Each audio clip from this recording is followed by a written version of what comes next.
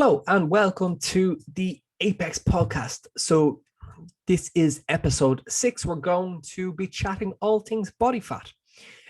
So what I'm going to do is I'm going to keep this nice and fast. Let's just run through things instead of me kind of waffling too much, as it is a fairly kind of comprehensive topic in which I think the best thing for me to do is just like give a bit of a brief rundown of what's going on here and then point you in the direction of where you may learn more. Or this might be like the goal with this being just to spur some interest and excitement into the topics. Okay, so when we look at body fat, and it's not necessarily like on the so body fat and the potential health implications that it does have. It's not necessarily the body fat itself. So we will see things like if you undergo liposuction, that doesn't necessarily lead to decrease in health problems. And then we'll also see things like, especially in our industry, people like dismissing BMI completely, when that's like, yeah, for some people, BMI is not going to be a good indicator, but for like the vast majority of people, it tends to be. Not that it's something that I will use myself. We're like BMI in combination with hip to waist ratio, when we get a bit of an indicator of how much intra-abdominal visceral fat that we're carrying, is going to be the most important thing, and that's what we're going to chat about today. So it's not the amount of fat, but more so the type of fat that you have that is the main problem.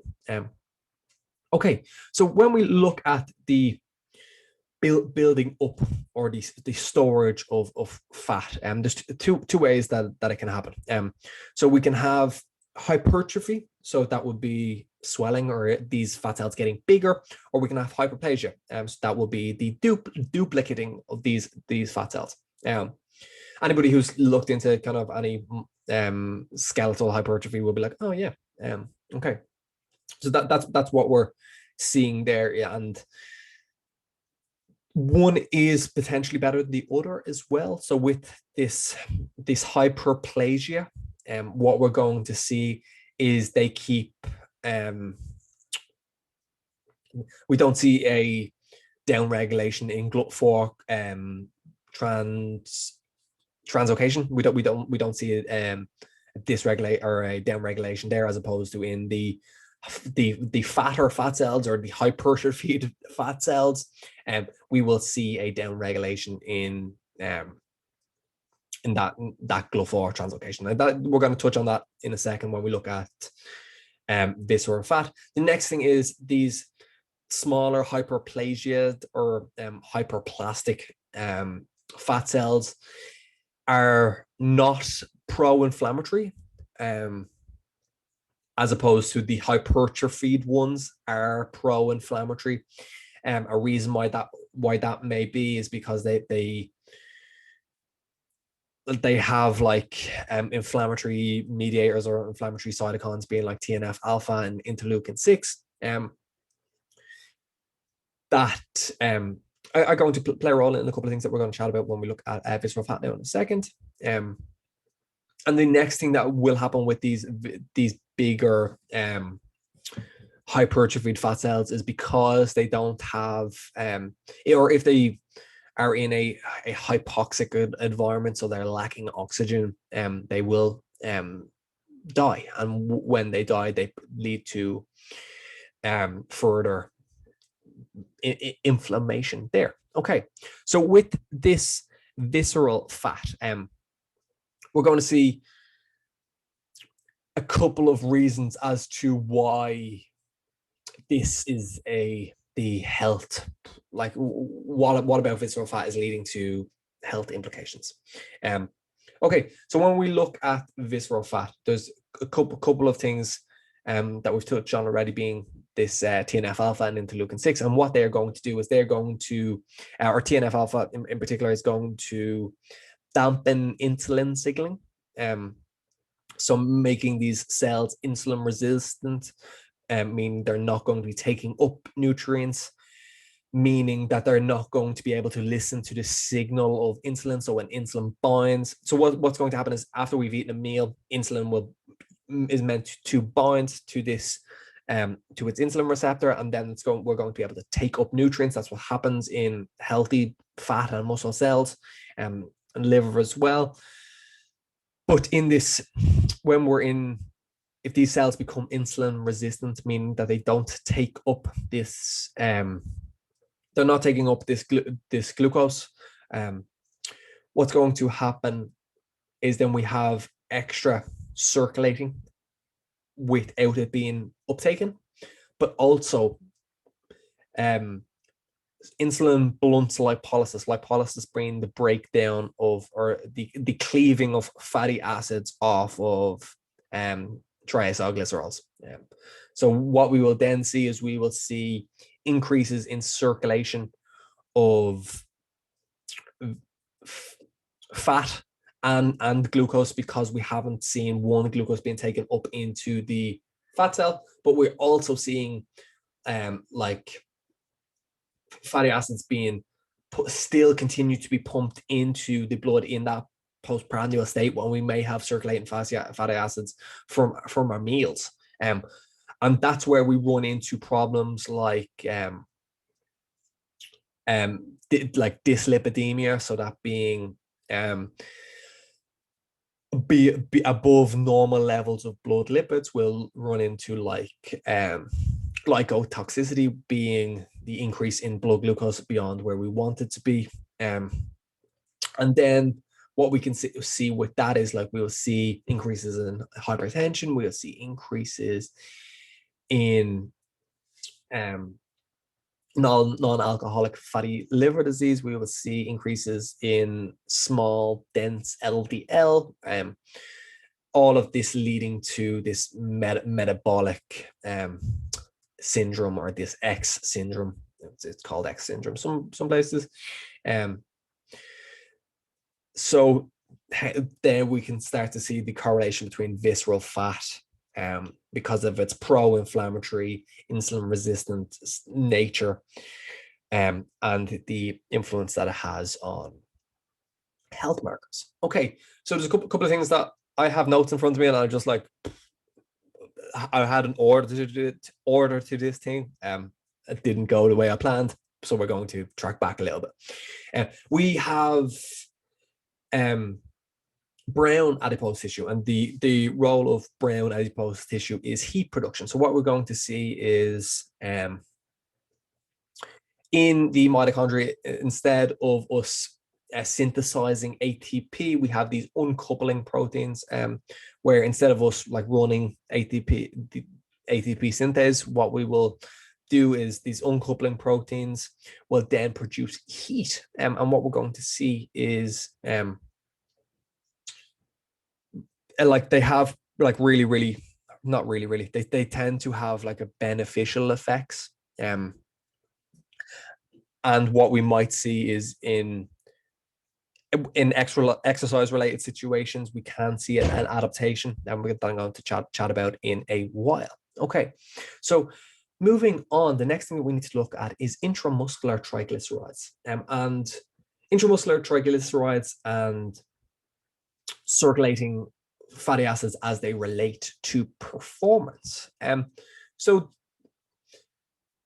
this, like, fatty acids as they relate to performance are going to be, okay, let me get my words straight. If we're going to be relying on fatty acids for driving performance and ATP synthesis, there's a couple of things that we need. First, we need to be in an unfed state, or we need to be in that unfed state where glucose isn't present. If we are in the presence of glucose, as we've chatted about, we will see the dampening down of lipolysis, so we will then be running on glucose as fuel. The next thing is the intensity of the exercise. So beyond depending on the individual, beyond like 60% of your VO2 max, we will start to be predominantly relying on glucose.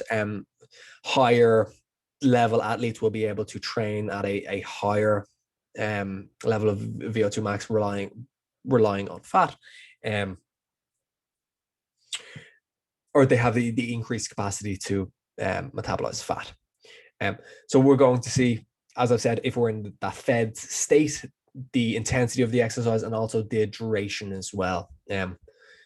If we are doing like a prolonged duration and we're not tapping up or continually feeding glucose, we're going to run out of glycogen and start to tap into intramuscular triglycerides and circulating fatty acids.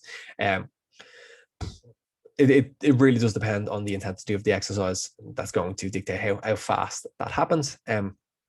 But if we're training at a relatively low intensity, being 60% of our VO2 max, and we are going to be metabolizing primarily fatty acids and intramuscular triglycerides. Okay, so these intramuscular triglycerides, 2/3 of them are stored. So they make up 1 to 2% of stored fat, or places where fat can be stored. 80% is in subcutaneous, and then like 20% is in this intra-abdominal fat. Okay, so with this intramuscular triglycerides, it is predominantly stored in type 1 oxidative fibers, which makes sense. They're going to be relying a little bit more on fat storage as fuel.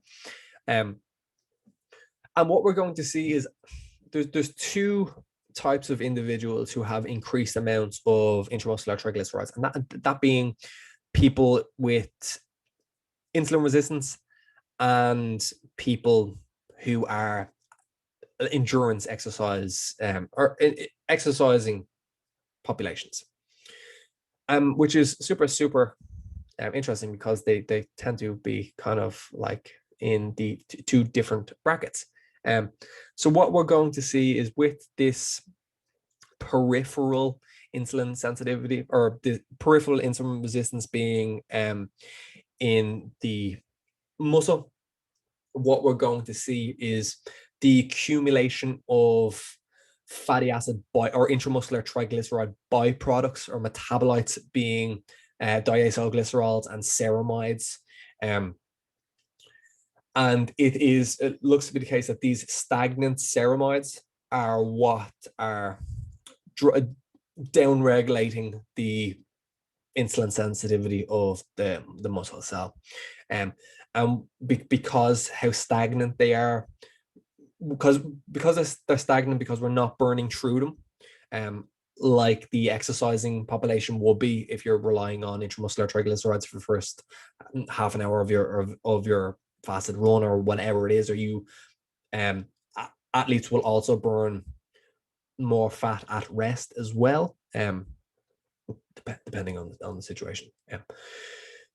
But if we have these stagnant intramuscular triglycerides, and we have the stagnant ceramides that aren't being burned off, they are then going to down regulate insulin signaling in the muscle. What we will also see is the adaptation to fat tissue in relation to exercise, which is super interesting. So we will see a reduction in insulin sensitivity via decreased TNF alpha and interleukin 6. We will also see with exercise, because we're going to be fueling training, we will see the top up and recycling of these ceramides. So peripheral insulin resistance will decrease. We also see a correlation there between maximum rate of fat utilization and insulin sensitivity as well, which is really cool.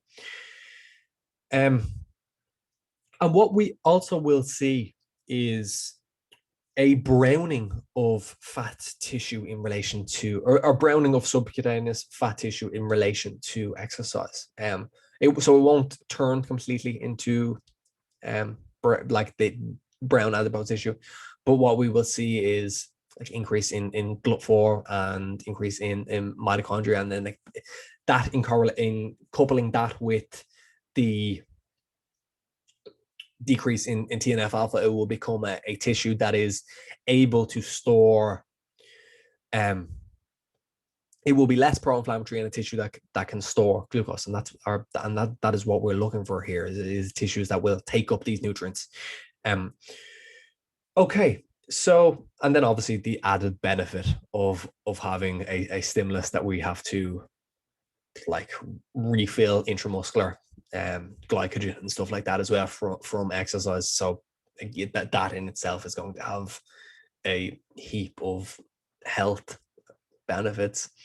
Okay, so there is some difference between male and female, being that so Alan Flanagan recently just published on his Alignian Nutrition. He just published an article and a video on this, which was absolutely fantastic. As I was doing a bit of I was getting ready to speak about this, and then I seen that he posted that and watched it. It was really, really good. I would highly recommend anybody who's like in this field, that his stuff is like phenomenal, but it's quite heavy as well.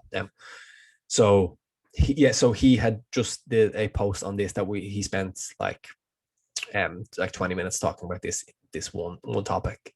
So what we will see is the way in which we store fat, male to female, is different. So males tend to have this kind of like apple like posture, where they will store, or apple like physique, where they will store their fat viscerally, and that's really not what we want. As opposed to females, they will store it in the gluteal thigh area, which is going to be a lot better.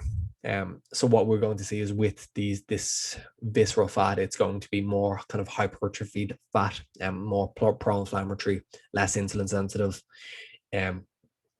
But then what will happen is we do see the kind of neuro and cardioprotective effects of estrogen decrease in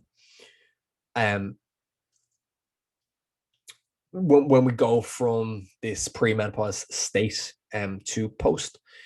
Okay, so there's a couple of other things that I didn't touch on, that I just have out in front of me here.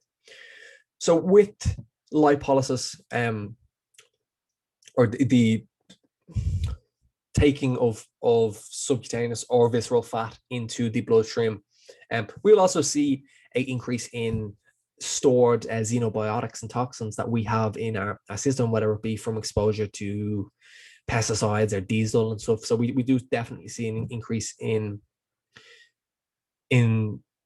the circulation of them, which is super interesting, and they can potentially have negative effects on like thyroid, and they can have negative effects on steroid hormone synthesis. Now, the magnitude of this effect may be so minute that it shouldn't even be coming out of my mouth, but it's definitely something that I want to look into a little bit further. And then we will also see with people with obesity, they will have a 3 times higher need for or they will need 3 times the amount of dosage of vitamin D, which is super, super interesting. So then the last 2 things I just touched on there, are from Dr. Brian Walsh's stuff. He's another awesome reference that I would recommend people having a little bit of a nerd out on as well. Okay, so other than that, that's everything that I have to touch on.